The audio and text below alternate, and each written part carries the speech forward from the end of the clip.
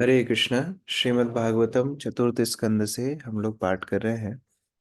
कल हमने देखा किस प्रकार मनु की पुत्रियों का वंशावली का वर्णन चल रहा था और उनकी तीसरी पुत्री प्रसूति का विवाह दक्ष से हुआ और उनकी सबसे छोटी कन्या सती का विवाह भगवान शिव से हुआ, लेकिन उनकी कोई संतान नहीं थी।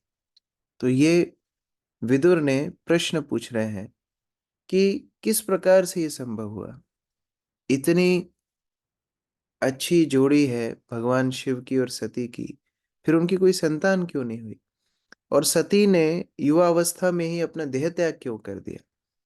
तो उसी प्रश्न के साथ अध्याय 2 शुरू हो रहा है, जहाँ दक्ष यज्ञ का वर्णन है और किस प्रकार दक्ष भगवान शिव को अपराध करते हैं, अपमान करते हैं, कैसे उसका उनको हर्जाना भरना पड़ता है इत्यादि। सब इस दूसरे अध्याय से शुरू हो रहा है। अध्याय 2, दक्ष द्वारा शिव जी को श्राप। विदुरुवाच भवेशीलवतां सृष्टे दक्ष दुहितवत्सल विद्वेषमकरोत् कस्मात् अनाहृत्य आत्मजां सतीम्। अक्रूर प्रभु। श्री कृष्ण प्रभु धर्म प्रणाम। विदुर ने पूछा, जो दक्ष अपनी पुत्री के प्रति इतना स्नेहवान था, वह शीलवानों में श्रेष्ठ था। भगवान शिव के प्रति इतना ईर्ष्यालु क्यों था? उसने अपनी पुत्री सती की उपेक्षा क्यों की? हरे कृष्ण प्रभु। सामान्यतः जो घर का जमाई होता है उसका तो सभी लोग सम्मान करते हैं, और दक्ष तो अपनी पुत्री से इतना प्रेम करते ही थे, तो जमाई को तो और ज्यादा प्रेम करना चाहिए था। लेकिन शिव के प्रति ईर्ष्यालु कैसे हो गए? अपनी ही पुत्री को जिनको इतना स्नेह करते थे उनको ही कैसे अनादर कर दिया? ये सब बात थोड़ी समझ में नहीं आ रही, ऐसा विदुर पूछ रहे हैं। अंकित प्रभु पढ़िए तात्पर्य। हरे कृष्ण प्रभु जी। चतुर्थ स्कंद के द्वितीय अध्याय में शिव जी तथा दक्ष के बीच मनमुटाव का वर्णन किया गया है, जो दक्ष द्वारा समग्र ब्रह्मांड की शांति के लिए विशाल यज्ञ के आयोजन के कारण उत्पन्न हुआ। यहाँ पर शिव जी को भद्र पुरुषों में सर्वश्रेष्ठ बताया गया है, क्योंकि वे किसी के प्रति द्वेष भाव नहीं रखते। वे सभी जीवों पर समभाव रखते हैं और उनमें अन्य गुण भी है। शिव शब्द का अर्थ है सर्व मंगलमय।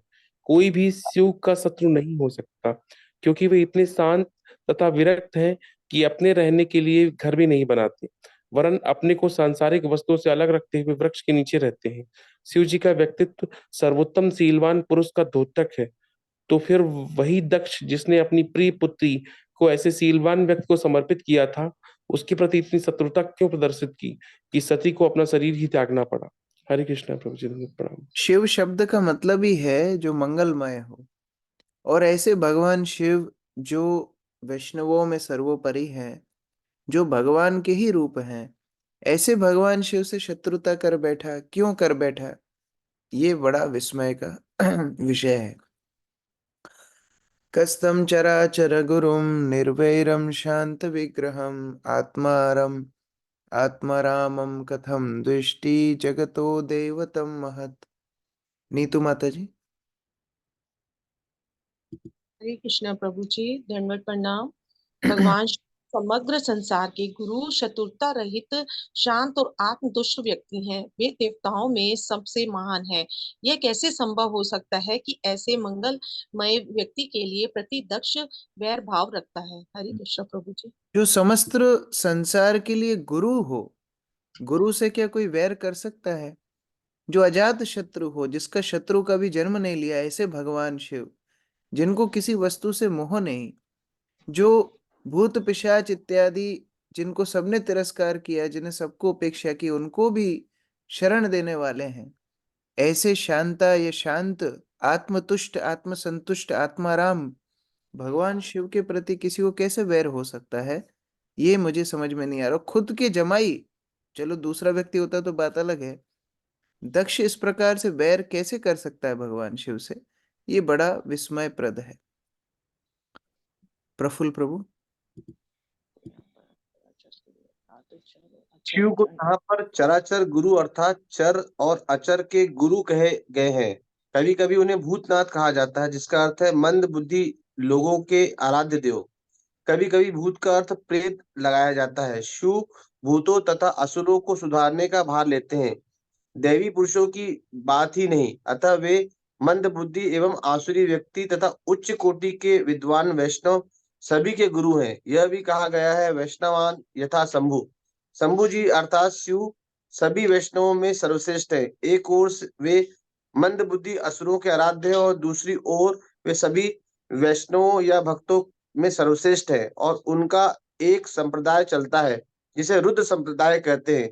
यदि वे बैर रखते या कभी कभी क्रुद्ध हो तो भी ऐसे पुरुष द्वेष के पात्र नहीं हो सकते। इसीलिए विदुर ने विस्मय पूर्वक पूछा कि तो फिर राजा दक्ष ने ऐसा क्यों किया। राजा दक्ष भी कोई सामान्य व्यक्ति न था, वह प्रजापति है और जनसंख्या को बढ़ाने का भार उस पर है और उसकी सभी पुत्रियां विशेष रूप से सती अत्यंत सम्माननीय है।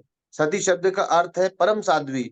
जब कभी सतीत्व की चर्चा होती है तो दक्ष कन्या शिव की पत्नी सती का नाम सर्वप्रथम लिया जाता है। इसीलिए विदुर को अत्यंत आश्चर्य हो रहा था।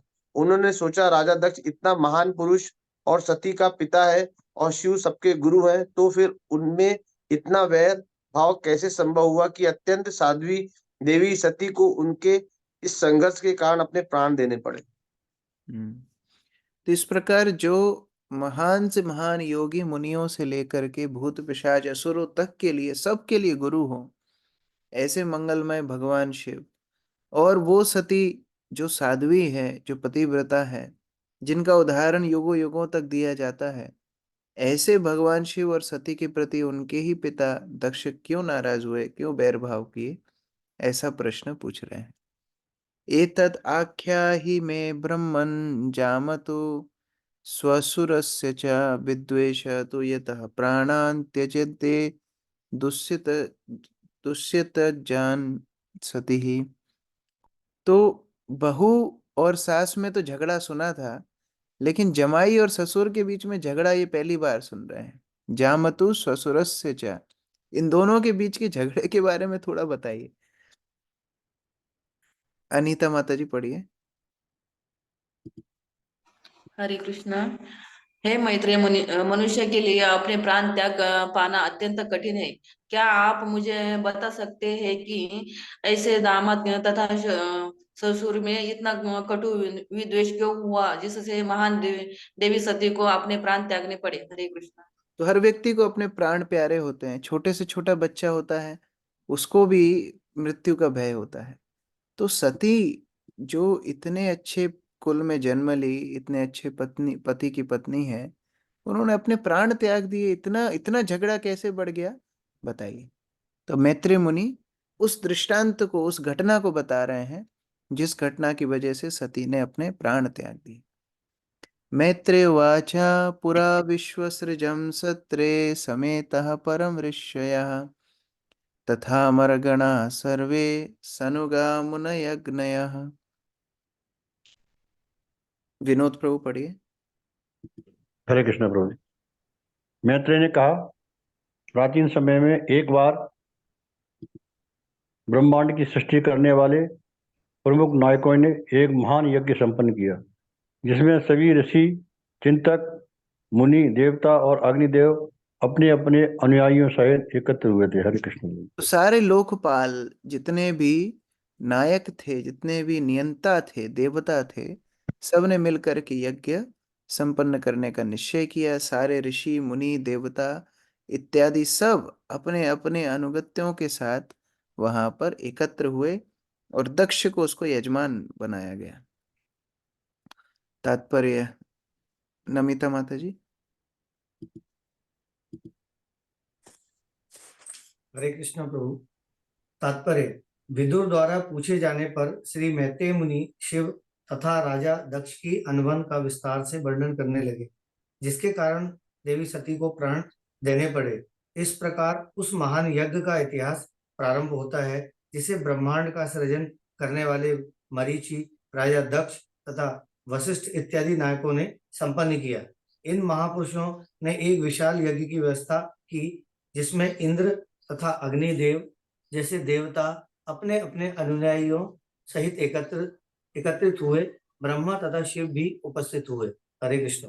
ये कथा बड़ी ध्यान से सुनने वाली है। जो यज्ञ सृष्टि के निर्माण करने वाले प्रजापतियों ने किया, उस यज्ञ में विध्वंस हो गया। क्या कारण था? एक वैष्णव का अपराध। बड़े बड़े जो प्रजापति, जिनको सृष्टि करने का भार है, जो दक्ष है, दक्ष मतलब जो अपने काम में निपुण है सृष्टि के, उसकी यज्ञ में विध्वंस हो गया। कारण है वैष्णव अपराध। तो ये कथा है वैष्णव अपराध की, किस तरह एक वैष्णव अपराध करने से बड़े से बड़ा व्यक्ति का विध्वंस हो जाता है और उसकी सहायता देने वालों का भी विध्वंस हो जाता है।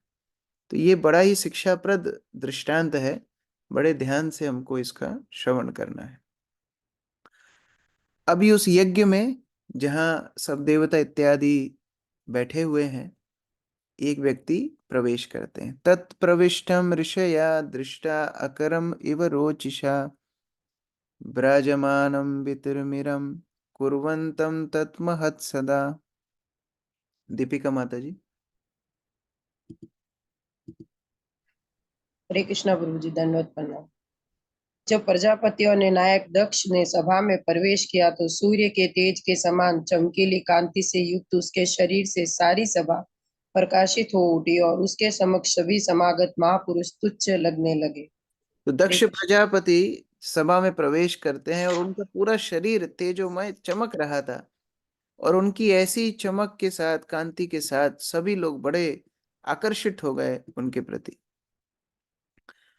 उदिष्टान उदिष्टान सदयाते स्वदिष्टेभ्य सहन सनंगया ऋते विरिच्य शाम सर्वं च तत् भासा अक्षिप्त चेतसः। अनीता साहू माता जी। ब्रह्मा तथा शिवजी के अतिरिक्त दक्ष की शारीरिक कांति तेज से प्रभावित होकर उस सभा के सभी सदस्य तथा सभी अग्निदेव उसके सम्मान में अपने आसनों से उठकर खड़े हो गए।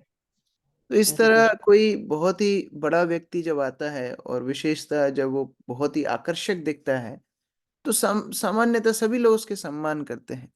सारे देवता इत्यादि खड़े हो गए। दो लोग खड़े नहीं हुए, एक ब्रह्मा जी और एक शिव जी, दोनों बैठे रहे। बाकी सब दक्ष के सम्मान में खड़े हो गए। सदसस्पति भीर्दक्षो भगवान साधु सत्कृता अजम लोक गुरुम नत्वा निशसाद तद अज्ञया। पुष्पा माता जी। हरे कृष्णा प्रभु जी। उस महती सभा के अध्यक्ष ब्रह्म ने दक्ष का समुचित रीत से स्वागत किया। ब्रह्मा जी को प्रणाम करने के पश्चात उनकी आज्ञा पाकर दक्ष ने अपना आसन ग्रहण किया। हरे कृष्णा। तो ब्रह्मा जी को बैठा देख के दक्ष उनको प्रणाम करता है। ब्रह्मा जी उनके पिता हैं, तो उनको प्रणाम करना तो बनता ही है। लेकिन ब्रह्मा जी को प्रणाम करने के बाद जैसे ही आसन पे बैठा तो एक चीज उनको बड़ी चुभी। प्राण निसन्नं मृदं दृष्ट्वा नामश्रया तद अनादृता उवाच वामं चक्षुरुभ्याम अभिविक्ष्यादहन इव। भूमिका माता जी। हरे कृष्ण प्रभु जी, दंडवत प्रणाम। किंतु आसन ग्रहण करने के पूर्व शिवजी को बैठा हुआ और उन्हें सम्मान न प्रदर्शित करते हुए देखकर दक्ष ने इसे अपना अपमान समझा। यह समय दक्ष अत्यंत क्रुद्ध हुआ। उसकी आंखें तप रही थी। उसने शिव के विरुद्ध अत्यंत कटु शब्द बोलना प्रारंभ किया। तो ब्रह्मा जी खड़े नहीं हुए, ब्रह्मा जी पिताजी थे, वो ठीक है, चलेगा। लेकिन दक्ष ने जब देखा शिवजी खड़े नहीं हुए तो बड़ा क्रुद्ध हो गया। यद्यपि ब्रह्मा जी शिवजी दोनों ही भगवान के गुण अवतार हैं, दोनों ही ईश्वर हैं, जैसा कि हमने अभी अभी अत्रि के संदर्भ में पढ़ा था। वह ब्रह्मांड के ईश्वरों को प्रणाम करता है, जगत ईश्वरः करके प्रणाम करता है, तो ब्रह्मा जी विष्णु शिव तीनों आते हैं, तीनों ही भगवान के गुणावतार हैं। लेकिन ब्रह्मा जी को सहन कर पाता है, शिव जी को बैठा सहन नहीं कर पाता है। क्यों? क्योंकि गुणावतार रूप से वो देख ही नहीं रहा है, वो तो अपने जमाई के रूप से देख रहा है। तो इस तरह जब हम वैष्णव समाज में, आध्यात्मिक समाज में अपनी जागतिक बुद्धि लगाते हैं तो अपराध कर बैठते हैं। हम सोचते हैं अरे ये तो हमसे छोटा है, ये हमारे सामने क्यों बैठा हुआ है, ये तो हमसे बाद में भक्ति में आया, ये हमारे सामने क्यों बैठा हुआ है, इसको तो हमें सम्मान करना चाहिए।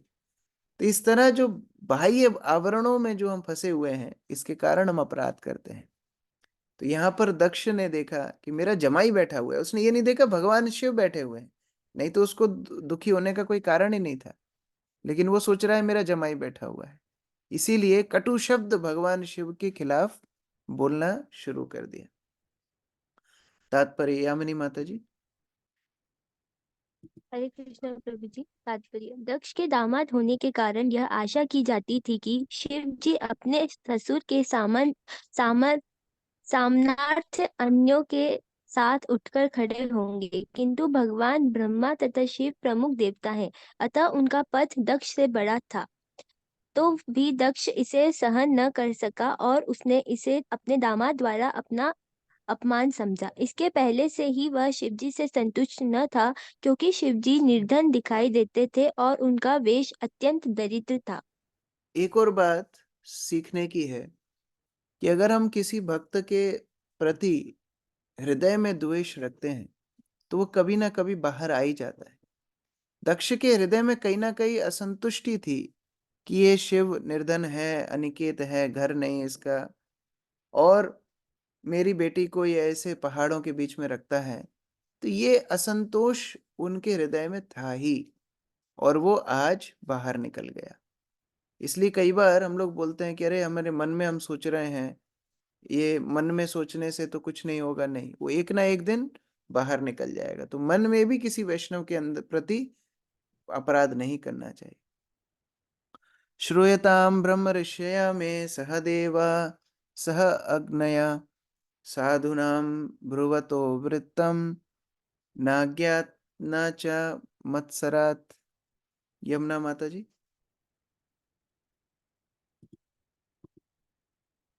हरे कृष्ण। हे समस्त उपस्थित ऋषियों, ब्राह्मणों तथा अग्निदेवों, ध्यान पूर्वक सुनो, क्योंकि मैं शिष्टाचार के विषय में बोल रहा हूँ। मैं किसी अज्ञानता या ईर्ष्या से नहीं कर रहा। हरे कृष्ण। जब भी कोई व्यक्ति ईर्ष्या से बोलता है तो वो यही बोलता है कि मुझे ईर्ष्या नहीं है। आपने सुना होगा लोग ऐसे ही बोलते हैं, नहीं नहीं हमें थोड़ी कोई उनसे दुश्मनी है, हम तो समाज की बात कर रहे हैं, हम तो शिष्टाचार की बात कर रहे हैं। तो ऐसे ही दक्ष भी बोल रहा है कि आप सुनिए, मैं बड़ी शिष्टाचार की बात कर रहा हूँ, ऐसा मत सोचना कि मुझे धर्म पता नहीं है, मैं अज्ञानी हूं या मुझे ईर्ष्या है, ऐसा मत सोचना, लेकिन मैं बड़ी शिष्टाचार की बात बोलने वाला हूँ। तो मूर्ख व्यक्ति को हमेशा ऐसा लगता है कि वो बड़ी शिष्टाचार की बात कर रहा है। तो उसी तरह दक्ष अपराध करने वाला है, लेकिन अपने आप को समर्थन खुद देते हुए बोल रहा है कि नहीं, मैं शिष्टाचार की बात कर रहा हूं, मैं अज्ञानी नहीं हूं, मैं ईर्ष्यालु नहीं। तात्पर्य किरण माता जी। हरे कृष्ण प्रभु जी, दंड प्रणाम। शिव के विरुद्ध बोलते हुए दक्ष ने कहा, यह कहकर सभा को अत्यंत चतुरता पूर्वक शांत करना चाहा कि वह सज्जनों के आचार शिष्टाचार के विषय में बोलने जा रहा है, क्योंकि इससे सभा में उपद्रव होने की आशंका थी और लोग अप्रसन्न हो सकते थे, क्योंकि वे नहीं चाहते थे कि कोई अभद्र पुरुष भी अपमानित हो। दूसरे शब्दों में उसे यह पता था कि वह शिव के विरुद्ध बोल रहा था, जो आचरण निशुल्क निष्कलुष थे। जहां तक ईर्ष्या द्वेष की बात है, वह पहले से ही शिव जी से द्वेष रखता था, फलतः उसने अपने द्वेष को प्रकट नहीं होने दिया। यद्यपि वह इस प्रकार बोल रहा था जैसे उसे कुछ ज्ञात न हो, किंतु यह कहकर कि वह किसी ईर्ष्या द्वेषवश नहीं बोल रहा, अपनी बात को छिपा लेना चाहता था। हरे कृष्णा प्रभु। तो दक्ष केवल एक एक मौका ढूंढ रहा था कि कब मैं भगवान शिव को अपमानित करूंगा। भगवान शिव हमेशा अपने ध्यानस्थ स्थिति में रहते हैं। वो बैठे थे, दक्ष आया, उनका ध्यान नहीं गया, वो बैठे रहे, और उनके पदवी के अनुसार भी वो त्रिदेवों में से एक हैं। तो दक्ष तो बच्चा है, लेकिन दक्ष को लग रहा है नहीं, अब मुझे मौका मिल गया, मैं इनका ससुर हूं, मेरे सम्मान में खड़ा नहीं हुआ, नीति का खंडन किया है, शिष्टाचार का खंडन किया है, मेरा कोई ईर्ष्या थोड़ी है, लेकिन मैं प्रजापति हूं, आगे मुझे बहुत लोगों को सिखाना है, अगर अपने जमाई को ही नहीं सिखा पाऊंगा तो बाहर दूसरों को क्या सिखाऊंगा। यह सब सोचते हुए दक्ष उल्टा पुल्टा अब बोलना शुरू कर देता है। अयम तु लोकपालानां यशग्न निरपत्रपः सद्भिः आचरितः पंथा येन स्तब्धेन दूषितः। सरिता माता जी।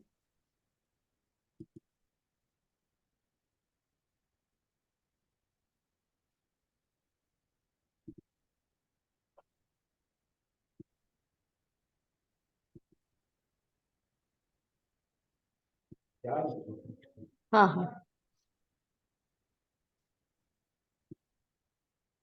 ठीक है, अस्मिता माता जी पढ़िए। हरे कृष्ण प्रभु जी, दंडवत प्रणाम। शिव ने लोकपालकों के नाम तथा यश को धूल में मिला दिया है और सदाचार के पद को दूषित किया है। निर्लज्ज होने के कारण इसे इसका पता नहीं है कि किस प्रकार से आचरण करना चाहिए।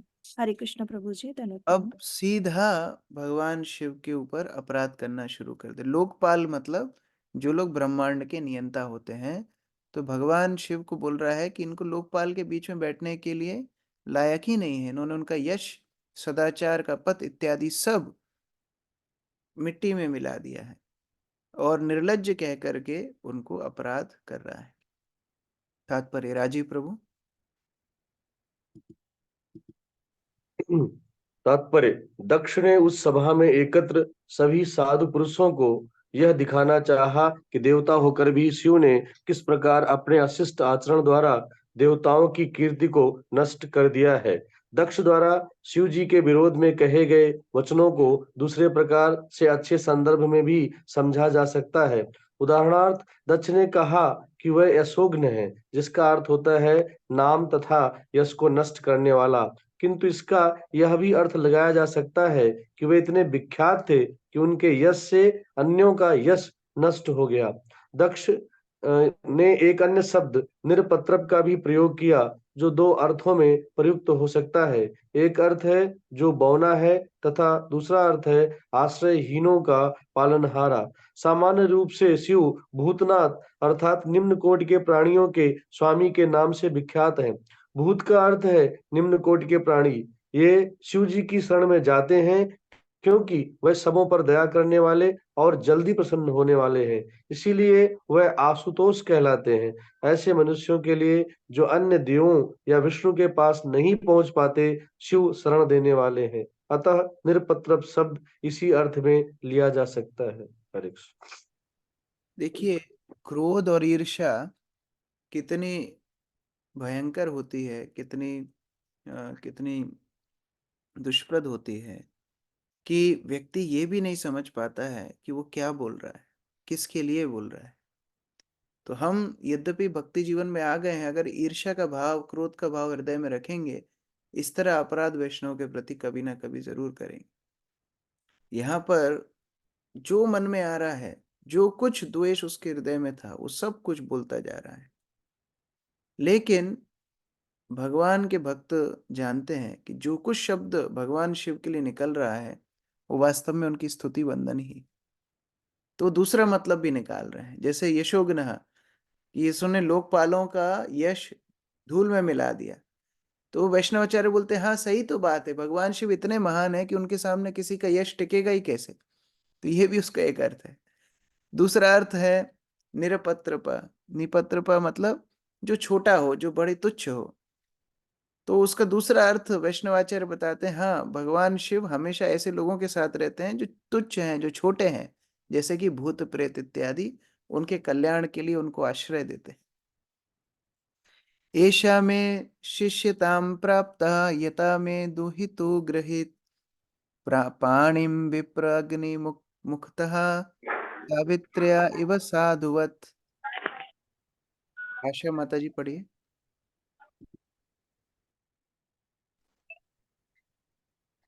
इस इसने अग्निता ब्राह्मणों के समक्ष मेरी पुत्री का पाठग्रहण करके पहले ही मेरी अधीनता स्वीकार कर ली है। इसने गायत्री के समान मेरी पुत्री के साथ विवाह किया है और अपने को सत्य पुरुष बताया था। तो बोल रहा है कि जो भी हो, इसके अंदर लक्षण है चाहे नहीं है, इसके अंदर महानता है चाहे नहीं है, लेकिन मेरी पुत्री से विवाह किया है तो मेरा छोटा हुआ, तो फिर भी मुझे सम्मान नहीं करता है। ये तो बड़ी अनैतिक बात है। वंदना माता जी, तात्पर्य पढ़िए। हरे कृष्णा प्रभु जी, धन्यवाद प्रणाम।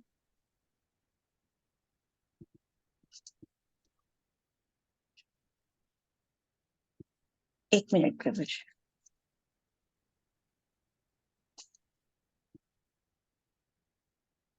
दक्ष का यह कथन कि शिव ने सत्पुरुष का ढोंग रचा, यह बताता है कि शिव ईमानदार ना होकर, क्योंकि वे दक्ष के दामाद बनकर भी उनके प्रति सम्मान प्रदर्शित नहीं कर रहे हैं थे। तो हरे कृष्णा।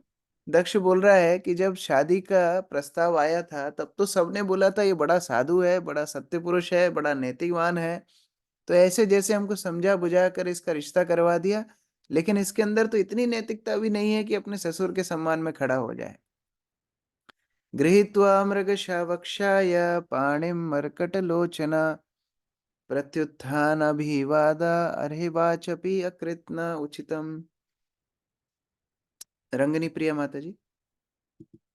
हरे हरे कृष्ण प्रभु जी। धन्यवाद। इसकी आंखें बंदर की आंखों के समान है, तो भी इसने मेरी मृग नैनी कन्या के साथ विवाह किया है, तो भी इसने ना तो उठकर मेरा स्वागत किया और ना ही मीठी वाणी से मेरा सत्कार करना उचित समझा। हरे कृष्ण। तो दोनों को कंपेयर कर रहे हैं। मेरी पुत्री मृग नैनी है, मृग के आंखों वाली है, और ये बंदर के जैसे समान इसकी आंखें हैं। मरकट लोचना, मरकट मतलब बंदर, तो ये बंदर जैसा है, और मेरी पुत्री इतनी सुंदर है, उनकी मृग नैनी है, दोनों का मेल होना ही नहीं चाहिए था, फिर भी इसने विवाह किया।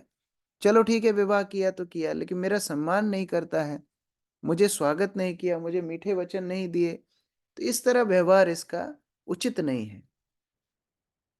लुप्त क्रियाया श्रुसच्चे मानिने भिन्न सेवते अनिच्छानपि आदम्बालम शुद्राय एव उशितिम गिरिम। ब्रजेश प्रभु।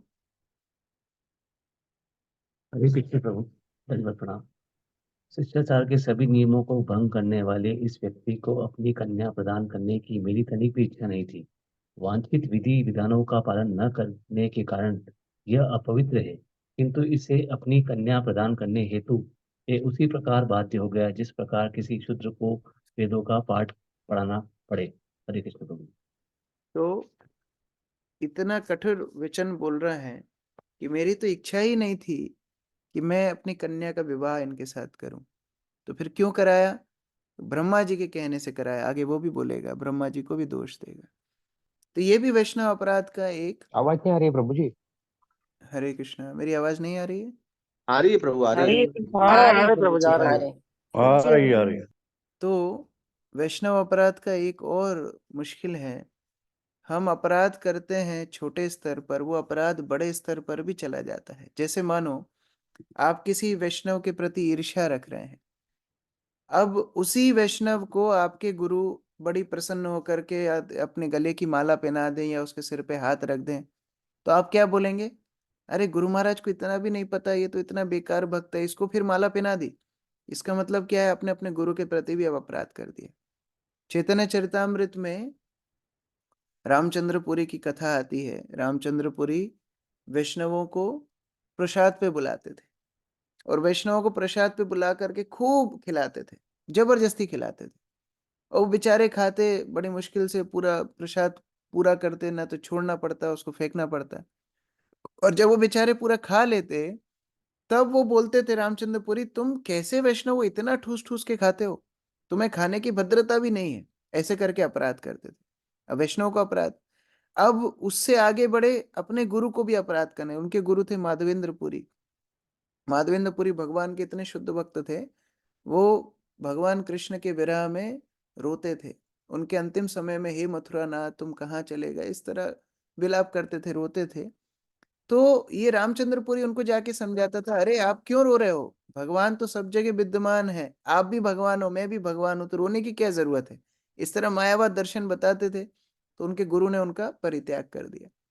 बाद में जाके चैतन्य महाप्रभु जो स्वयं साक्षात भगवान हैं, उनको भी अपराध कर दी। एक बार महाप्रभु के पास गए, देखा कुछ चींटियां जा रही हैं, तो वो चींटियों को दिखा करके बोलते हैं कि देखो देखो, ये सन्यासी चैतन्य ये मिठाइयां खाता है दिन भर, इसलिए इसके कमरे में चींटियां हैं। चैतन्य महाप्रभु को अपराध कर, उस दिन से महाप्रभु ने अपना भोजन 1/4 कर दिया। तो कहने का अभिप्राय है, छोटे स्तर पर अपराध करेंगे तो ऐसा नहीं है वो वहीं पर रहेगा, फिर गुरु को, भगवान को, सबको अपराध करते चले जाएंगे। ये अपराध इतना भयंकर वस्तु है। तो इस तरह से अभी वह दोष दे रहा है कि मैं तो कन्या का विवाह करना ही नहीं चाहता था इस व्यक्ति के साथ, फिर भी करना पड़ा, जैसे मानो कोई शूद्र को वेद पढ़ा रहा हो, इस तरह मेरी कन्या वेद समान है और ये शूद्र समान शिव है, जिनको मेरी कन्या देनी ही नहीं चाहिए थी। तात्पर्य आरती माता जी। शूद्र के लिए वेद पढ़ना वर्जित है क्योंकि यह अपनी मलिन आदतों के कारण ऐसे उपदेश सुनने का पात्र नहीं है। जब तक कोई ब्राह्मणोचित गुणों से संपन्न न हो ले तब तक वह वेद नहीं पढ़ सकता। ऐसा प्रतिबंध वैसा ही है जैसा कि विधि के विद्यार्थी को विधि महाविद्यालय में तब तक प्रवेश नहीं करने दिया जाता जब तक उसने नीचे की कक्षाएं उत्तीर्ण न कर ली हो। राजा दक्ष की दृष्टि में शिव अपवित्र आचरणों वाले थे और उनकी पुत्री सती का पाणी ग्रहण करने के योग्य न थे, क्योंकि उसकी पुत्री अत्यंत ज्ञानवान, सुंदर तथा साध्वी थी। इस प्रसंग में भिन्न सेतवे शब्द का उपयोग हुआ है, जिसका अर्थ है ऐसा पुरुष जिसने वैदिक नियमों का पालन न करते हुए सभी प्रकार के विधानों को भंग कर दिया हो। दूसरे शब्दों में राजा दक्ष के अनुसार शिव के साथ उसकी पुत्री का वैवाहिक कर्म सर्वथा अनुचित था। हरे कृष्ण। तो कुछ वैष्णव आचार्य इसमें ये भी बोलते हैं, हाँ ठीक ही बात है, दक्ष जो बोल रहा है कि वेदी विधानों का पालन भगवान शिव नहीं करते, करे भी क्यों, वो तो स्वयं भगवान के ही अंश है, तो उनको विधि विधानों का पालन करना भी क्यों चाहिए। प्रेतवासेषु घोरेषु प्रेतैर्भूतगणैर्वृता आतय उन्मत्तवान् नग्नो व्युप्तकेशो हसन् रुदान् चिताभस्मकृता स्नाः प्रेतस्नाः नरस्ति भूषण शिवापदेशो हि अशिवो मत्त जनप्रिया पति प्रमथ नाथानां तमो मात्रात्मकात्मनम्। रेखा माता जी पढ़िए। हरे कृष्णा। वह शमशान जैसे गंदे स्थानों में रहता है और उसके साथ भूत तथा प्रेत रहते हैं। वह पागलों के समान नंगा रहता है, कभी हंसता है तो कभी चिल्लाता है और सारे शरीर में शमशान की राख लपेटे रहता है। वह ठीक से नहाता भी नहीं है। वह खोपड़ियों तथा अस्थियों की माला से अपने शरीर को विभूषित करता है। अतः वह केवल नाम से ही शिव है, अन्यथा वह अत्यंत प्रमथ तथा अशुभ प्राणी है। वह केवल तामसी प्रमथ लोगों का प्रिय है और इन्हीं का अगुआ है। हरे कृष्ण। तो भगवान शिव को समझना बहुत ही कठिन है, शिव तत्व को समझना बहुत कठिन है, भगवान शिव की क्रियाओं को समझना भी बहुत कठिन है। तो यहाँ सभी विरोधाभास बता रहे हैं, कैसे एक अवधूत रहता है वास्तव में, वैसे ही तो भगवान शिव रहते हैं। लेकिन यहाँ दक्ष उन्हीं को दोष के रूप में प्रस्तुत कर रहा है और बोल रहा है कि ये वास्तव में नाम ही शिव है, लेकिन ये है अशिव, ये शिव नहीं है, ये अशिवो यानी अपवित्र अमंगलमय व्यक्ति है। तात्पर्य अनिकेत प्रभु। हरे कृष्ण प्रभु, दंडवत प्रणाम। तात्पर्य, जो नियमित रूप से नहाते नहीं उनकी संगति प्रेतों तथा पागल लोगों से मानी जाती है। शिवजी ऐसे ही लगते थे, किंतु उनका नाम शिव नाम अत्यंत उपयुक्त है, क्योंकि वे ऐसे व्यक्तियों पर अत्यंत दयालु रहते हैं जो तमोगुण के घोर अंधकार में पड़े हुए हैं, यथा अस्वच्छ शराबी लोग जो नियमित रूप से स्नान भी नहीं करते। भगवान शिव इतने कृपालु हैं कि वे ऐसे प्राणियों को शरण प्रदान करते हैं और उन्हें क्रमशः आत्मिक चेतना तक ऊपर ले जाते हैं। यद्यपि ऐसे लोगों को आत्मिक ज्ञान के धरातल तक उठा पाना कठिन है, किंतु भगवान शिव इसका उत्तरदायित्व स्वयं लेते हैं। इसलिए जबकि वेदों में कहा गया है शिवजी सर्व मंगलकारी है, इस तरह उनकी संगति में ऐसी पतित आत्माएं भी ऊपर उठ सकती है। कभी कभी यह देखा गया है कि महापुरुष की भेंट पतित आत्माओं के हितार्थ होती है, न कि उनके निजी हित के लिए। भगवान की इस सृष्टि में अनेक प्रकार के जीव हैं। इनमें से कुछ सतोगुण संपन्न है, तो कुछ रजोगुण तथा तमोगुण से युक्त होते हैं। भगवान विष्णु ऐसे लोगों का भार अपने ऊपर लेते हैं जो कृष्ण भावना भावित उन्नत वैष्णव है। भगवान ब्रह्मा सकाम कर्म में अनुरक्त लोगों का भार ग्रहण करते हैं, किंतु शिव जी इतने दयालु हैं कि वे उन सभी लोगों का भार लेते हैं जो तमोगुणी हैं और जिनके आचरण पशुओं से भी गिरे हुए हैं। इसलिए शिव को विशेष रूप से मंगलकारी कहा गया है। हरे कृष्ण। वैष्णव वैसे ही हृदय से करुणावान होते हैं, और भगवान शिव जो वैष्णवों में प्रधान है, वो ऐसे लोगों पे भी करुणावान है जो तामसिक हैं। इसलिए वो तमोगुणी व्यक्तियों को भी शरण प्रदान करते हैं, लेकिन उसी गुण को अवगुण बता करके दक्ष प्रस्तुत कर रहा है। अभी देखिए आगे और अपराध कर रहा है, ब्रह्मा जी को भी अपराध कर रहा है। तस्मान्माद नाथाय नष्ट शौचाय दुहृदे दत्ता बात मया साध्वी चोदिते परमेष्ठिना। सुनीता माता जी पढ़िए। कृष्ण प्रभु जी, ब्रह्मा के अनुरोध पर मैंने अपनी साध्वी पुत्री उसे प्रदान की थी, यद्यपि वह समस्त प्रकार की स्वच्छता से रहित है और उसका हृदय विकारों से भरा है। तो कोई बोल सकता है कि तुमने फिर विवाह करवाया ही क्यों? जब इतने अवगुण तुमको दिख रहे हैं तो तुमने ही तो शादी करवाई बेटी की। बोलते ना ना, मैंने नहीं करवाई, ब्रह्मा जी के बोलने से करवानी पड़ी। तो ब्रह्मा जी का भी दोष दिखा रहा है, जो मैं अभी थोड़ी देर पहले बता रहा था कि अपराध जब शुरू करता है ना व्यक्ति, वो ट्रेन एक स्टेशन पे नहीं रुकती है, वो सभी स्टेशन से होके जाती है। फिर सबको अपराध करता हुआ व्यक्ति आगे बढ़ जाता है। तात्पर्य राहुल प्रभु। हरे कृष्ण। तात्पर्य, माता पिता का यह धर्म है कि वे अपनी पुत्री को ऐसे परिवार में ब्याहे जो स्वच्छता, सदाचरण, संपत्ति, सामाजिक स्थिति इत्यादि में उनकी वंश परंपरा के अनुकूल हो। राजा दक्ष को म्लान था कि उसने अपने पिता ब्रह्मा के कहने पर अपनी पुत्री को ऐसे व्यक्ति को प्रदान की थी जो उसकी गणना के अनुसार अप्रीतिकर था। वह इतना क्रुद्ध था कि वह इतना तक स्वीकार नहीं कर रहा था कि विवाह के लिए अनुरोध उसके पिता की ओर से ही किया गया था। उल्टे उसने ब्रह्मा को परमेष्ठी अर्थात जगत गुरु कहा, क्योंकि क्रोध के मारे वह ब्रह्मा को अपना पिता स्वीकार नहीं कर रहा था। दूसरे शब्दों में उसने ब्रह्मा पर भी अल्पज्ञानी होने का आरोप लगाया, क्योंकि उन्होंने उसकी सुंदर कन्या को एक अयोग्य व्यक्ति को प्रदान करने की सलाह दी थी। क्रोध में मनुष्य सब कुछ भूल जाता है। अतः राजा दक्ष ने क्रोधवश न केवल शिव पर दोषारोपण किया, वरन अपने पिता ब्रह्मा की भी आलोचना की, क्योंकि उन्हीं के अविवेक पूर्ण उपदेश पर ही उसने शिव को अपनी कन्या ब्याही थी।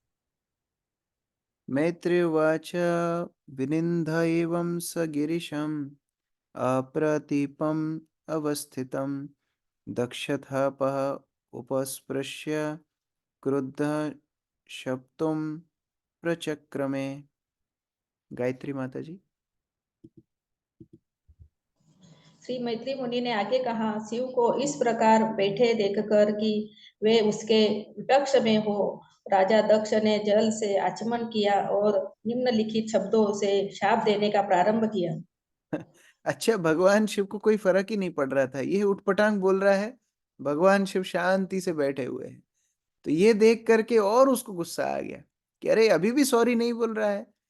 उन्होंने दक्ष ने जल उठा करके श्राप देने का निश्चय कर दिया। भगवान शिव को श्राप दे रहा है। जिनके चिंतन मात्र से व्यक्ति सारे भवबंधन से मुक्त हो सकता है, उनको श्राप देने के लिए दक्ष तैयार हो गए। अयम तु देव यजने इंद्र उपेंद्र आदि भीर्भवा सह भागम न लभतात देवै देवगणाधमः।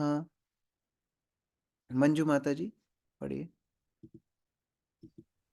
देवता तो यज्ञ की आहुति में भागीदार हो सकते हैं, किंतु समस्त देवों में अपराध शिव को यज्ञ भाग नहीं मिलना चाहिए। तो ये दक्ष का श्राप दिया गया भगवान शिव को कि सारे देवताओं को यज्ञ के माध्यम से आहुति मिलती है, शिव को आज से यज्ञ में भाग नहीं मिलेगा। तात्पर्य आयुष प्रभु। तात्पर्य, इस शाप के कारण शिव वैदिक यज्ञों की आहुति में भाग लेने से वंचित ही रहे। इस प्रसंग में श्री विश्वनाथ चक्रवर्ती की टीका है कि राजा दक्ष के इसी शाप से शिव अन्य भौतिकवादी देवताओं का साथ देने की बला से बचे रहे। शिव पूर्ण पुरुषोत्तम भगवान के सबसे बड़े भक्त है और उन्हें यह शोभा नहीं देता कि वे देवताओं के समान भौतिकवादी लोगों के साथ उठे बैठे। इस प्रकार राजा दक्ष का शाप एक प्रकार से वरदान सिद्ध हुआ, क्योंकि इसके कारण शिव को अन्य देवताओं के साथ, जो अत्यंत भौतिकवादी थे, खाना अथवा उठना बैठना नहीं पड़ेगा। हमारे समक्ष गौर किशोरदास बाबा जी महाराज ने व्यवहारिक दृष्टांत प्रस्तुत किया है। वे शौचालय के पास बैठकर हरे कृष्ण का जप करते थे, क्योंकि अनेक भौतिकवादी लोग आकर उनके दैनिक हरे कृष्ण जप में बाधा डालते थे, इसलिए उनकी संगति से बचने हेतु ही वे शौचालय के पास बैठे रहते, क्योंकि तब भौतिकवादी लोग गंदगी तथा दुर्गंध के कारण निकट जाना पसंद नहीं करेंगे। किंतु वे इतने महान पुरुष थे कि ओम विष्णुपादशील श्रीमद भक्ति सिद्धांत सरस्वती गोस्वामी महाराज जैसे महान व्यक्ति ने उन्हें गुरु के रूप में स्वीकार किया था। निष्कर्ष यह है कि शिव जानबूझकर ऐसा आचरण करते थे जिससे भौतिकवादी लोग उनकी भक्ति में बाधक न बने। विश्वनाथ चक्रवर्ती ठाकुर बता रहे हैं कि ये अच्छा ही हुआ कि दक्ष ने ये श्राप दे दिया कि भगवान शिव इस झंझट से छूटे कि भौतिकवादी देवताओं के साथ बैठ करके यज्ञ की आहुतियां ले। एक भक्त के लिए ये तो अच्छा ही है कि उसको भौतिकवादी लोगों के साथ ना बैठना पड़े। इसी तरह गौर किशोरदास बाबा जी महाराज का उदाहरण दे रहे हैं। गौर किशोरदास बाबा जी महाराज अवधूत रूप में ही रहते थे और अपने जप को अच्छे से करने के लिए ऐसी जगह बैठते थे जहाँ कोई डिस्टर्ब ना करे। शौचालय के पास बैठते थे तो लोग बोलते थे, अरे कैसा साधु है। कई बार तो कुछ रास्ते से बीड़ी इत्यादि इकट्ठी करके अपने आगे डाल लेते थे, तो लोग बोलते थे ये कैसा साधु है, बीड़ी पीता है, शौचालय के पास बैठ करके हरिनाम करता है, तो इसके पास मत जाओ। तो गौर किशोरदास बाबा जी महाराज और संतुष्ट रहते थे, चलो अच्छा है, झंझट छूटी, मेरे पास कोई नहीं आएगा, मैं अच्छे से हरिनाम करूंगा। निषद्यमानस सदस्य मुखैर्दक्षो गिरित्राय विसृज्य शापम् तस्माद् विनिष्क्रम्य विवृद्ध मन्योर्जगाम कौरव्य निजम निकेतनम। बसंत प्रभु पढ़िए। तात्पर्य क्रोध इतना अनुवाद मैत्रेय ने आगे कहा, हे विदुर, उस यज्ञ के सभासदों द्वारा मना किए जाने पर भी दक्ष क्रोध में आकर शिव जी को शाप देता रहा और फिर सभा त्याग कर अपने घर चला गया।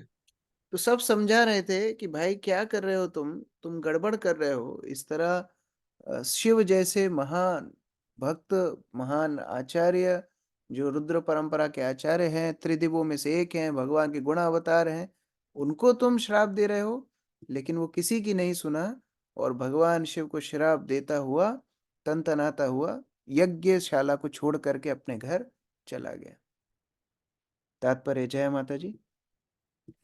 हरे कृष्ण प्रभु दंडवत प्रणाम। क्रोध इतना बुरा होता है कि राजा दक्ष जैसा महापुरुष भी क्रोध के कारण यज्ञ स्थल को, जिसकी अध्यक्षता ब्रह्मा कर रहे थे और जहाँ समस्त ऋषि तथा पवित्र एवं साधु पुरुष एकत्र थे, छोड़कर चला गया। उन सब ने उससे न जाने हेतु अनुरोध किया, किंतु वह क्रोध होकर यह सोचते हुए चला गया कि यह शुभ स्थल मेरे लिए योग्य नहीं है। अपने उच्च पद के कारण गर्वित होकर उसने सोचा कि कोई भी उससे बड़ा नहीं है। ऐसा प्रतीत होता है कि ब्रह्मा सहित सभी सभासदों ने उससे क्रोध न करने तथा सभा को न छोड़ने का अनुरोध किया, किंतु फिर भी वह चला गया। निष्ठुर क्रोध का यही परिणाम होता है। इसीलिए भगवत गीता में उपदेश दिया है कि जो मनुष्य आध्यात्मिक चेतना में ठोस उन्नति करना चाहता है, उसे लोभ, क्रोध तथा काम, इन तीनों से बचना चाहिए। वास्तव में हम समझ सकते हैं कि ये तीनों मनुष्यों को विक्षिप्त बना देते हैं, भले ही वह राजा दक्ष जैसा महापुरुष ही क्यों न हो। राजा दक्ष का नाम ही यह बताता है कि वह समस्त भौतिक कार्यकलापों में पटु दक्ष था, किंतु शिव जैसे परम साधु पुरुष के प्रति घृणा के कारण वह काम, क्रोध तथा लोभ, इन तीनों शत्रुओं का शिकार बन गया। इसीलिए भगवान श्री चैतन्य ने उपदेश दिया है कि मनुष्य अत्यंत सतर्कता बरते कि वह कोई वैष्णव का अपमान कभी न करे। उन्होंने वैष्णव के प्रति किए गए अपराध की तुलना प्रमथ हाथी से की। जिस प्रकार प्रमथ हाथी कुछ भी कर सकता है, उसी प्रकार जब कोई व्यक्ति किसी वैष्णव का अपमान करता है तो वह कोई घृणित से घृणित कार्य भी कर सकता है। तो ज्यादा बुद्धि होने से भी समस्या होती है। ज्यादा दक्षता किसी के जीवन में हो तो सबको मूर्ख समझता है। दक्ष के जीवन में ऐसा ही हुआ। भगवान शिव को तो चलो दामाद रूप से देख रहा था, अपराध किया ही, ब्रह्मा जी को भी दोष दिया और वहां पर उपस्थित सभी लोगों की उपेक्षा करता हुआ, तनतनाता हुआ बीच यज्ञशाला से छोड़ करके चला गया। इसका मतलब वो अपने से बड़ा किसी को भी नहीं समझता था। तो इस तरह क्रोध का लक्षण, अपराध का लक्षण यहाँ पर प्रस्तुत हो रहा है। ये हम सबके जीवन की कहानी है जो भागवत दक्ष के माध्यम से सिखा रही है। हम आगे पढ़ेंगे। ये श्राप दे करके गया, उसके बाद फिर क्या हुआ, किस तरह से यज्ञ नष्ट हुआ, कैसे दक्ष को इस अपराध का फल मिला, आगे पढ़ेंगे। हरे कृष्ण। ग्रंथराज श्रीमद् भागवतम की जय। श्री जय प्रभुपाद की जय। जय। किसी का कोई प्रश्न है? यस, जय प्रभु। हरे कृष्णा प्रभु जी, धन्यवाद, प्रणाम। प्रभु जी, हो सकता है गलती से गलती हो जाए, लेकिन मैं जानना चाह रहा था कि शिव जी खड़े क्यों नहीं हुए? जैसे वैष्णवों में हम कहते हैं कि अमानी न मान देना, कीर्तनीय सदा हरि। तो भगवान शिव अपने ध्यान में थे, उनको पता ही नहीं कौन कब आ रहा है, कौन कब नहीं जा रहा है। जैसे एक व्यक्ति नमाज पढ़ रहा था, तो वो नमाज पढ़ रहा था और एक व्यक्ति अपने प्रेमिका से मिलने के लिए गाता हुआ नाचता हुआ जा रहा था। तो वो गाता हुआ नाचता हुआ वो नमाज पढ़ते व्यक्ति के सामने से निकल गया। तो बीच नमाज में से मुल्ला चिल्लाया, अरे तुमको समझ में नहीं आता है, नमाज पढ़ते हुए आदमी के सामने से नहीं निकलते हैं। तो वो व्यक्ति बोला, देखो मैं तो अपनी प्रेमिका के प्रेम में इतना चूर था कि मुझे तुम दिखे ही नहीं, लेकिन तुम कौन सी नमाज पढ़ रहे थे जो तुम मुझे ही देख रहे थे कि मैं जा रहा हूं कि नहीं जा रहा हूं? ये मुश्किल है। तो दक्ष भी तो यज्ञ करने आया, उसका ध्यान यज्ञ पे होना चाहिए था, लेकिन किधर अटक गया? कौन खड़ा हुआ कौन नहीं खड़ा हुआ, इसके ऊपर उसका ध्यान है। और भगवान शिव सदैव ही भगवान के चिंतन में इतने निमग्न रहते हैं, जिसको कपड़े पहनने का सुध नहीं, वो क्या खड़ा और क्या बैठा, उसको यही सुध नहीं कि वो क्या कपड़े पहनता है, कब नहाता है, कब खाता है, घर है कि नहीं है। जो इतना विरक्त है, उससे ये अपेक्षा की जा रही है कि वो खड़ा होकर के सम्मान दे। तो इस तरह भगवान शिव वास्तव में लौकिक चेतना में थे ही नहीं। लेकिन ये दक्ष की समस्या है कि वो इसी में लगा हुआ था कि कौन मुझे सम्मान कर रहा है, कौन नहीं कर रहा है। ठीक है, ठीक है प्रभु जी, हरे कृष्णा, धन्यवाद। बसंत प्रभु। हरे कृष्णा प्रभु जी, धन्यवाद, प्रणाम। प्रभु जी, एक्चुअली एक ऐसा ही सिचुएशन कई बार मेरे से गलती हो जाता था। जब हम मंदिर में बैठ के जप करते हैं, तो जप करते करते कई बार हम ना आंखें बंद करके उस चीज को सुनने का प्रयास करते हैं। तो जो वरिष्ठ वैष्णव है, जैसे हिज ग्रेस ब्रजेंद्र कृष्ण प्रभु जी या हिज ग्रेस प्रेमा भक्ति प्रभु, तो वो आते हैं, बैठते हैं, तो सभी लोग प्रणाम करते हैं, मैं भी करता हूँ। पर मेरा कई बार देखते हैं कि प्रभु जी आके बैठ चुके हैं, तो मैं बाद में प्रणाम कर लेता हूँ। तो प्रभु जी कैसे वहां पे करना चाहिए? हरे कृष्ण। वो इतना सीरियस नहीं है, क्योंकि हम लोग तुलसी आरती के बाद सभी वैष्णव को वैसे भी प्रणाम करते ही हैं। सबको एक बार में सबको वैष्णव प्रणाम करते ही हैं। तो अगर उस तरह एक आध बार हम लोग नहीं देख पाए, प्रणाम नहीं कर पाए, तो उसमें कोई दोष नहीं है, क्योंकि वो हमने प्रणाम ऑलरेडी किया है। यहाँ उनकी बात हो रही है, जैसे यहाँ तो अपेक्षा ही गलत है, दक्ष भगवान शिव से अपेक्षा कर रहा है। लेकिन इसका दूसरा विपरीत उदाहरण है, जब रोमहर्षण व्यासासन पे बैठ कर के प्रवचन कर रहे हैं और बलराम साक्षात वहां पर आते हैं। बलराम गुरु तत्व हैं, बलराम आदि गुरु हैं। उनको देखकर भी रोमहर्षण प्रणाम तो छोड़िए, व्यासासन से उठता भी नहीं, कुछ भी नहीं करता है। वो अपराध है। तो कभी हमारे गुरु सामने आ जाए, हमने देख लिया, देख कर भी उनको प्रणाम नहीं किया, ये अपराध। अभी देखा ही नहीं, कुछ पता ही नहीं है, तो वो बात नहीं चल रही है। हम सभी वैष्णवों को तो सुबह प्रणाम करते ही हैं, वो दोष नहीं है। लेकिन जब देख कर के भी गुरु को देखा है कि आ रहे हैं, हम देख रहे हैं कि वरिष्ठ वैष्णव सामने से आ रहे हैं, हम बैठ करके अपना काम करते ही जा रहे हैं, तो जानबूझ करके उपेक्षा करना अपराध है। जी, ठीक है, थैंक यू सो मच। हरे कृष्ण। गायत्री माता जी। हरे कृष्ण प्रभु जी। वो सती का देह त्याग का एक रामायण में एक और मतलब रीजन बताया था, जो शिव जी ने उनको त्याग दिया था, राम की परीक्षा लेने गई थी, तो वही रीजन भी था। अभी हम भागवत पढ़ रहे हैं, तो नहीं, भागवत वो था सुनेंगे। मतलब जब प्यार से रामायण पढ़ेंगे तो रामायण की बात करेंगे। ठीक है, नहीं, त्याग मतलब वो रीजन दूसरा वो भी था ऐसा। अभी जो विषय चल रहा है उसके ऊपर ध्यान दीजिए। हाँ, राजीव प्रभु। प्रभु जी हरे कृष्ण, दंडवत प्रणाम प्रभु जी। प्रभु जी, शिव जी भी ब्रह्मा जी के पुत्र हैं और दक्ष वो भी ब्रह्मा जी के पुत्र हैं। तो अगर इस संबंध को देखा जाए तो सती तो उनकी पुत्री हुई शिव जी की, तो फिर ये विवाह कैसे हुआ प्रभु जी? ये सब विचार नहीं रखना चाहिए, हमने पहले भी, ये कल भी हमने क्लियर किया था। ये देखिए, ये जितने भी जन्म हुए हैं, जैसे शिव जी का जन्म कोई माता से नहीं हुआ, शिव जी का जन्म ब्रह्मा जी की भ्रुकुटियों के बीच में से हुआ है। उसी तरह दक्ष इत्यादि का जो जन्म हुआ है वो भौतिक विचार से हुआ ही नहीं है, वो ब्रह्मा जी ने उनको अपने अपने बुद्धिमय शरीर से प्रकट किया है।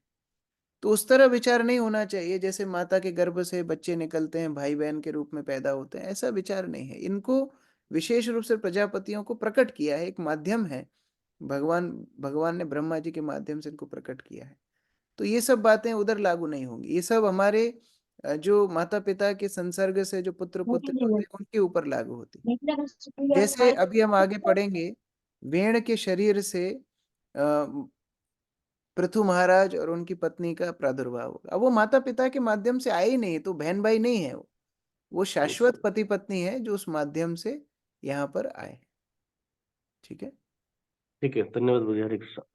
राजेश्वरी माता जी। हरे कृष्ण प्रभु जी, दंडवत प्रणाम। प्रभु जी, जैसे अभी आपने बताया कि वैष्णव अपराध नहीं करने चाहिए, क्योंकि इसमें जो टॉपिक आज पूरा पढ़ा है उसमें वैष्णव अपराध के बारे में बताए गए।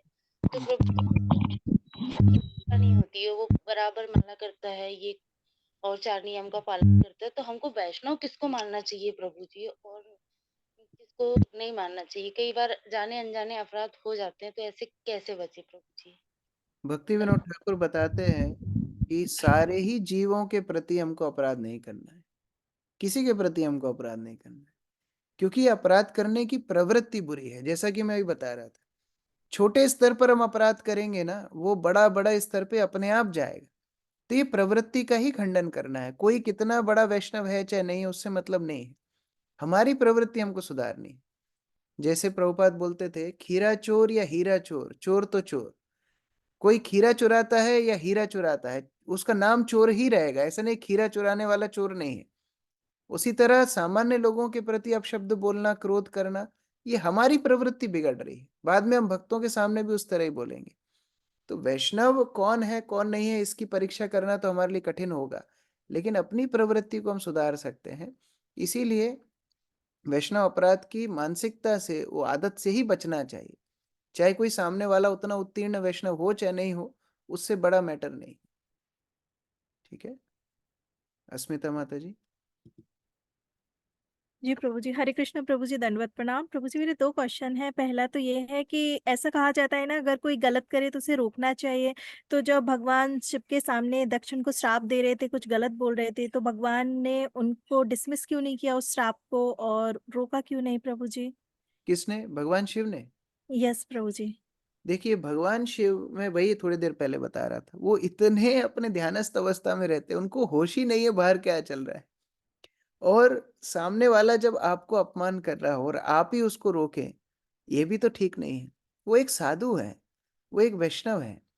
कोई वैष्णव की बुराई करता है तो वो उनको रोकते नहीं है कि ठीक है आप तो सही बोल रहे हैं। ये है अमान ही न मान देना वास्तव में। जैसे प्रभुपाद के एक गुरु भाई थे, उनका नाम था कृष्णदास बाबा जी महाराज। बड़े ही विरक्त बाबा जी थे, पूरा दिन हरिनाम का जप करते थे। कोई मठ मंदिर नहीं था, कोई शिष्य नहीं बनाए, तो वो एक मठ से दूसरे मठ में अलग अलग दिन रहते थे।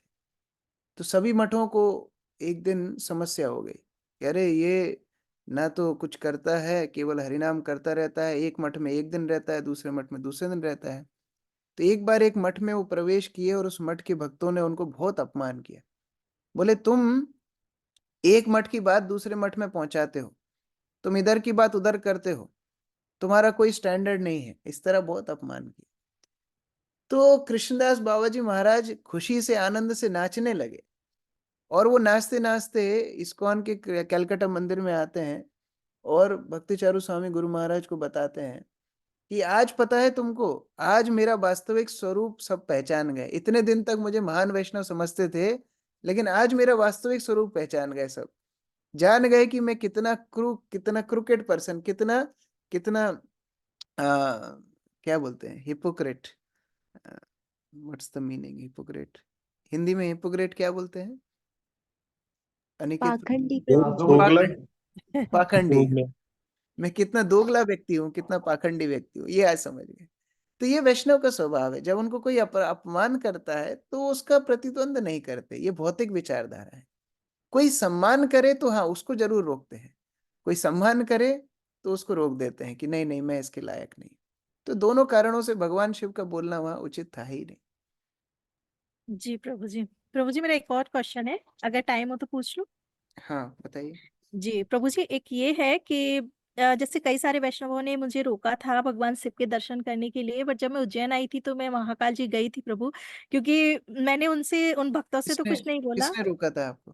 कई सारे ऐसे वैष्णव भक्त है प्रभु, बट मैं गई वहां दर्शन करने, क्योंकि मेरा ऐसा मानना था कि वो भगवान से वैष्णव हैं, वो गुरु हैं, गुरु के बिना कृष्ण को कैसे पा इसलिए सकते हैं, तो मैं इसीलिए दर्शन गई। उचित इसलिए उचित मार्गदर्शन होना जरूरी है। हर व्यक्ति की बात मानने से ठीक नहीं है। हमारे गुरु महाराज इत्यादि सभी लोग महाकाल दर्शन करने जाते हैं क्योंकि परम वैष्णव है। तो जो ये बोल रहा है कि महाकाल नहीं जाना चाहिए, वास्तव में वो सिद्धांत तो वैष्णव सिद्धांत समझा ही नहीं है। हाँ हो सकता है कोई और कारण से बोला हो, कॉन्टेक्स्ट में बोला हो, लेकिन अगर ये समझ की कमी है तो हर व्यक्ति की बात ना सुनते हुए ठीक मार्गदर्शन में काम करना चाहिए। आपको जो गाइड कर रहे हैं ठीक तरह से मार्गदर्शन लेते हुए आपको आगे बढ़ना चाहिए। जी प्रभु जी। प्रभु जी उस टाइम से ऐसा लग रहा था कि अपराध हो गया वैष्णव के प्रति, अच्छा हुआ आज ये टॉपिक निकल गया, हमने कंफर्म कर लिया। हम्म। थैंक यू सो मच प्रभु सभी जी। का हम दर्शन कर सकते हैं, सभी देवी देवताओं के पास जाकर के कृष्ण भक्ति की कामना करनी चाहिए। वो सब वैष्णव हैं, उनकी मदद से हम कृष्ण भक्ति में आगे बढ़ सकते हैं। जी प्रभु स्वाति जी। माता जी। हरे कृष्ण प्रभु जी, धन्यवाद प्रणाम।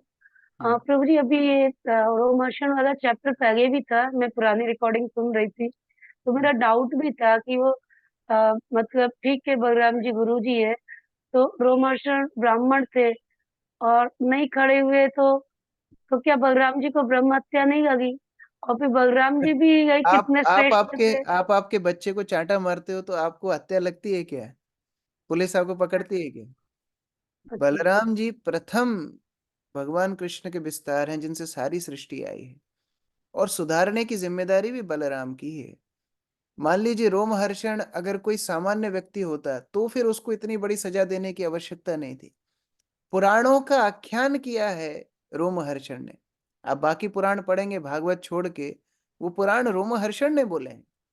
इतने ऊंचे वाली पदवी का व्यक्ति अगर इतना शिष्टाचार भी ना जाने कि बलराम को सम्मान करना चाहिए, तो समाज में क्या क्या लेसन जाएगा? तो इसलिए उनको सजा देना आवश्यक था। तो जब पिता पुत्र को सजा देते हैं तो उनको अपराध नहीं लगता है। तो बलराम उनको सजा दे करके उनका भी भला किए, क्योंकि उनका उस समय पर ऑपरेशन जरूरी था, और समाज का भी भला किए क्योंकि समाज में एक ऐसा स्टैंडर्ड स्थापित किए कि अभिमानी पुरुष शास्त्र पे वचन प्रवचन नहीं कर सकता। जी वेरी क्लियर, थैंक यू प्रभु जी। यस धन्यवाद। अक्रूर प्रभु। हरे कृष्णा प्रभु जी, धन्यवाद प्रणाम। प्रभु जी जैसा आपने बताया छोटे छोटे अपराध जो करते हैं हम जाने अनजाने वो बड़े अपराध में बदल जाते हैं। तो प्रभु जी जैसे बिजनेस में अक्सर देखा जाता है कि थोड़ा सा लालच बोलिए या प्रॉफिट को लेकर के कि बाद में इसको सेल आउट करेंगे जब रेट बढ़ जाएंगे या संग्रहण करके, तो वो क्या लोभ की श्रेणी में आता है प्रभु जी?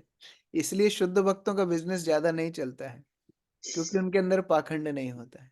प्रभुपाद का बिजनेस फेल हो गया, भक्तिविनोद ठाकुर की भी नौकरी वगैरह सब छोड़ दी। ज्यादा शुद्ध भक्त ज्यादा बिजनेस भी नहीं कर सकते, क्योंकि इसमें कुछ ना कुछ पाखंड तो करना ही पड़ेगा, कुछ ना कुछ चीटिंग तो करनी ही पड़ेगी। ठीक है, जब तक जितने दिन करना है करिए, लेकिन एक समय पर फिर उससे रिटायर होके शुद्ध भक्ति करने का भी संकल्प होना चाहिए।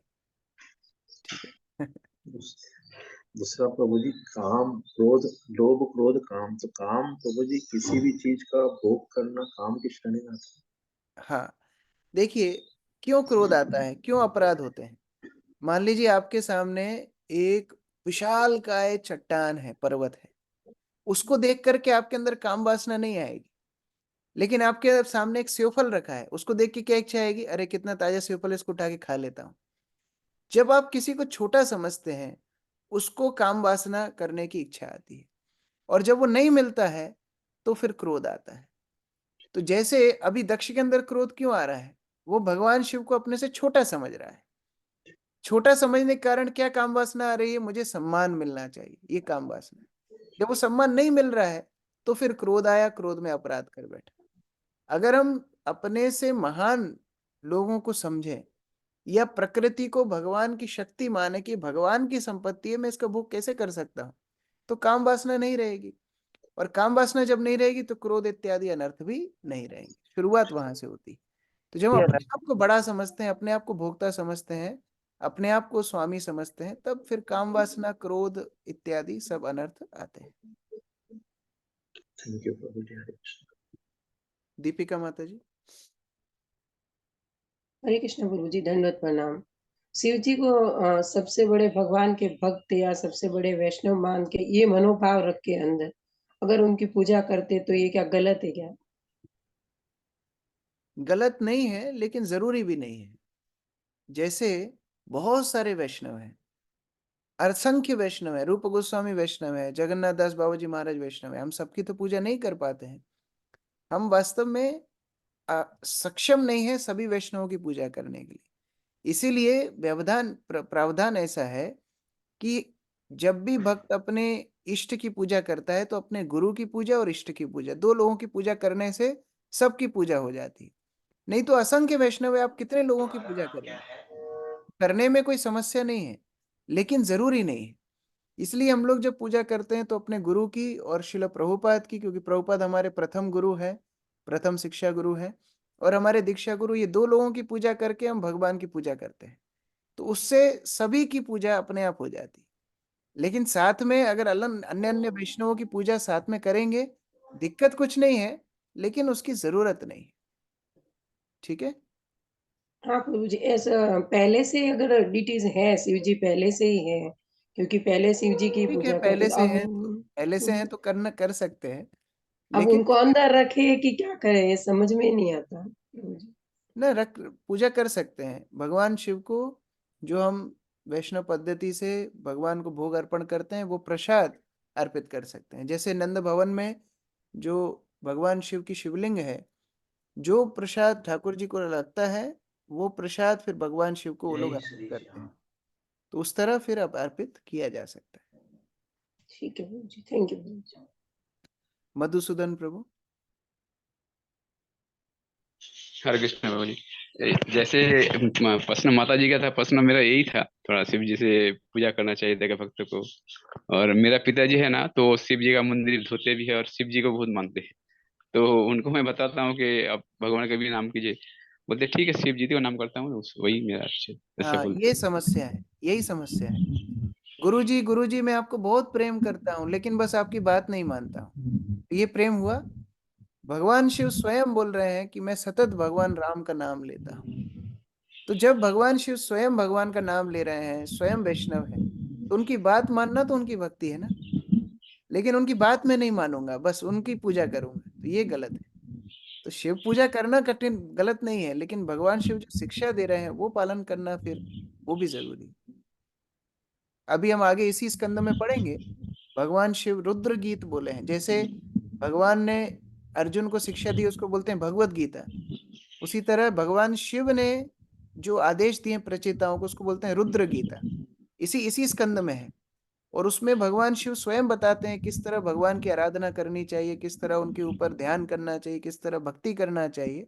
वो बात अगर मानेंगे तो वास्तविक शिव पूजा है। अगर वो बात ही नहीं मानेंगे, फिर भगवान शिव को पानी डालते रहेंगे, तो फिर कैसी भक्ति? ठीक है जी।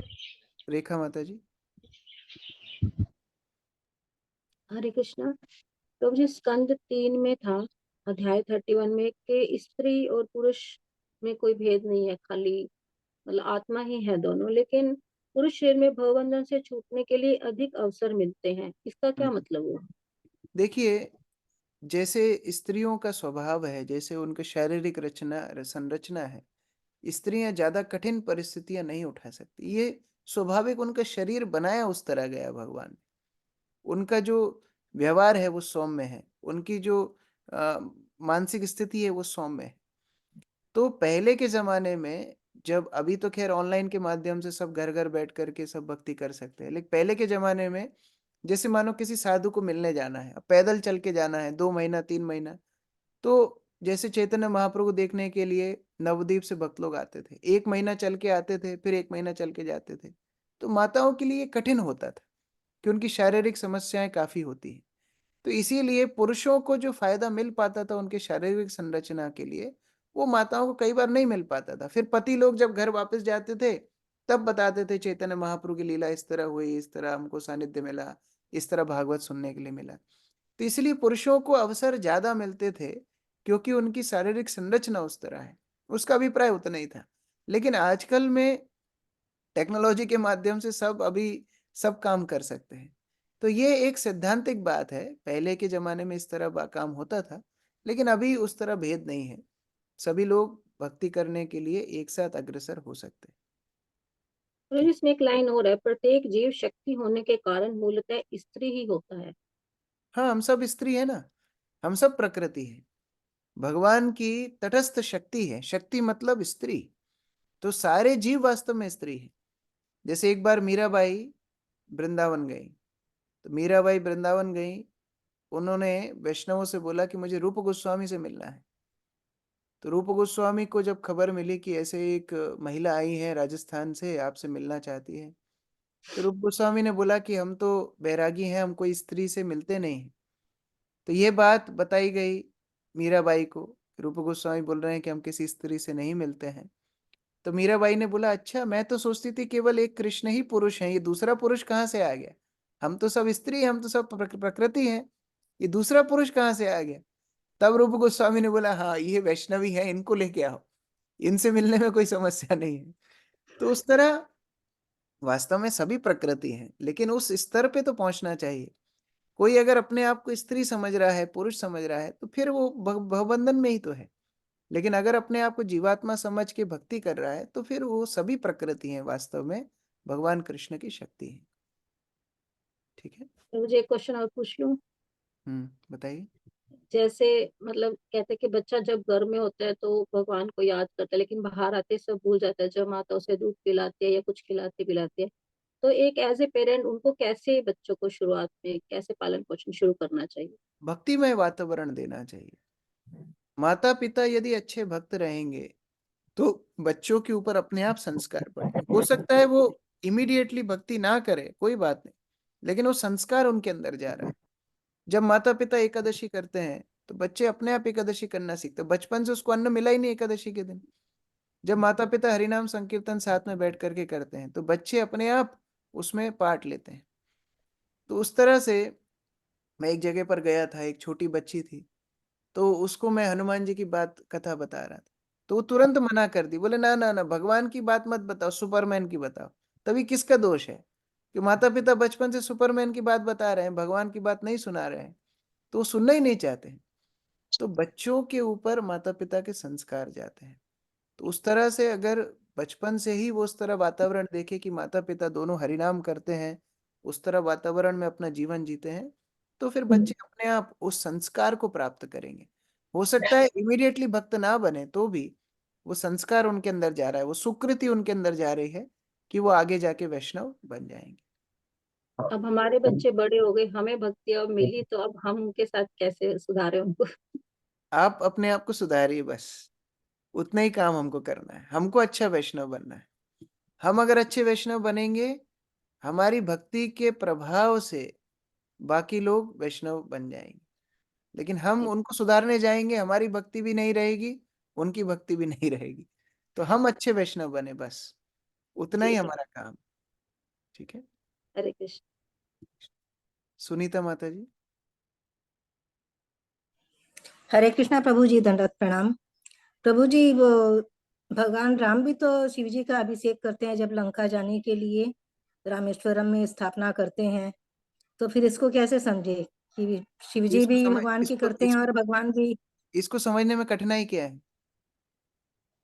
जब सुदामा द्वारका गए, तो भगवान कृष्ण ने सुदामा को अपने आसन पे बिठा करके उसके चरण अभिषेक किया, तो उसको समझने में दिक्कत है कुछ? हाँ, जब भगवान राम वन में बैठते हैं, पेड़ के नीचे बैठते हैं, सारे बंदर पेड़ के ऊपर बैठते हैं। ऐसा कोई देखा है राजा जो नीचे बैठे और उसकी प्रजा ऊपर, उसके सैनिक ऊपर सिर पे बैठे? ये भगवान का स्वभाव है। भगवान भक्त वत्सल है। भगवान अपने भक्तों को अपने से ज्यादा सम्मान देते हैं। तो भगवान राम यदि भगवान शिव की पूजा करते हैं तो उसमें समस्या क्या है? अगर कृष्ण सुदामा की पूजा करते हैं उसमें समस्या क्या है? भगवान अपने वैष्णव भक्तों की ज्यादा आराधना पूजा करना पसंद करते हैं। इसीलिए हम लोग इस्कॉन मंदिर में प्रभुपाद की आराधना करते हैं कि भगवान के शुद्ध भक्त हैं, ठाकुर जी के सामने उनकी आरती करते हैं। क्यों करते हैं? भगवान अपने भक्त की पूजा देखने में ज्यादा प्रसन्नता महसूस करते हैं। तो उसमें कोई समस्या नहीं होनी चाहिए। ये तत्व समझना बहुत कठिन है, लेकिन शास्त्र के माध्यम से, प्रमाणित गुरु के माध्यम से हम सीख सकते हैं। ठीक है, मणि माता जी। हरे कृष्ण प्रभु जी, प्रणाम। प्रभु जी, हमसे कल एक थोड़ा सा अपराध जैसा लग रहा है, हमें हो गया है कि हमारे यहाँ पास में एक बालाजी का मंदिर है, उस मंदिर में हम हमेशा जाया करते थे, लेकिन अभी कृष्ण भक्ति में आ गए हैं तो कुछ दिनों से हम विशेष कोशिश कर रहे हैं कि सिर्फ हम कृष्ण प्रसाद ही खाएंगे। लेकिन कल किसी ने प्रसाद चढ़ाया बालाजी के मंदिर में और उन्होंने हमें दे दिया। मन में वो फीलिंग है कि हमें तो सिर्फ कृष्ण प्रसाद ही खाना है।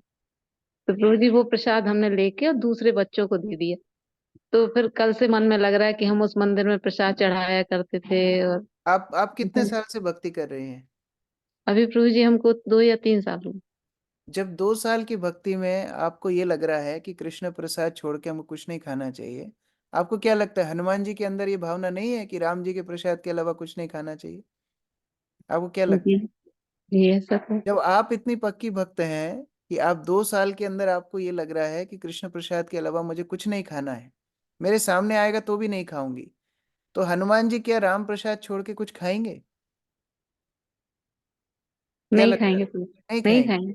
तो जो व्यक्ति उधर प्रसाद चढ़ा के आए, वास्तव में हनुमान जी ने लिया? हाँ जी। अगर भगवान राम को जी चढ़ा करके ले जाते तो हनुमान जी स्वीकार करते थे। जब वो भगवान राम को चढ़ा कर लेकर ही नहीं गया तो हनुमान जी स्वीकार क्यों करेंगे? हनुमान जी आपसे बड़े भक्त हैं। तो आप जब नहीं ले रही हैं भगवान का प्रसाद छोड़ के, तो हनुमान जी बिना प्रसाद चढ़ाए भोग स्वीकार कर लेंगे। इसलिए जितने प्रमाणित मंदिर हैं, मैं अभी नंदगांव का उदाहरण दे रहा था, उसी तरह जगन्नाथपुरी का मंदिर तो सबसे प्राचीन मंदिर है। वहां सर्वप्रथम जगन्नाथ को भोग लगाया जाता है, उसके बाद वही प्रसाद वहां पर विमला देवी, लक्ष्मी देवी को, गणेश जी को, भगवान शिव को, सबको अर्पित किया जाता है। तो ये वास्तविक वैदिक पद्धति है। भगवान का प्रसाद सारे देवी देवता ग्रहण करते हैं, लेकिन बाद में क्या हुआ, नकल करने लगे। नकल करके जैसा भगवान को अर्पित करते हैं वैसा देवी देवताओं को बिना भोग लगा करके भगवान को डायरेक्ट ऑफर करते हैं। तो वास्तव में वो देवी देवताओं ने स्वीकार ही नहीं किया। और जब उन्होंने स्वीकार नहीं किया तो वास्तव में वो पाप क्या है, भुंजते थे अघम पापम, वो वास्तव में पाप है, प्रसाद नहीं है। तो आप अगर उसको स्वीकार नहीं करेंगे उसमें कोई दोष नहीं। जी ठीक है, जी जी। सुनीता माता जी। हरे कृष्णा प्रभु जी, ये जो प्रभु जी ये हनुमान जी के, खाटू श्याम जी के, सबके सवा मणि का भोग लगाते हैं, तो फिर ये तो अपराध हुआ ना? बिल्कुल क्योंकि 100% हनुमान जी तो अपराध हुआ। स्वीकार नहीं करेंगे भगवान राम को 100% भोग अपराध है। लगाना। 100% अपराध है, 200% अपराध है। इसीलिए आप लोग भाग्यशाली हैं, भागवत जैसे ग्रंथ को रोज पढ़ रहे हैं। हर व्यक्ति भाग्यशाली नहीं है। हर व्यक्ति जिस तरह क्रिया कर रहे हैं वास्तव में अपनी और आध्यात्मिक हानि कर रहे हैं, वो आध्यात्मिक उत्थान नहीं कर रहे। ठीक है, हरे हरे। श्रील प्रभुपाद की जय। समवेत भक्त वृंद की। निताई गौर प्रेमानंद।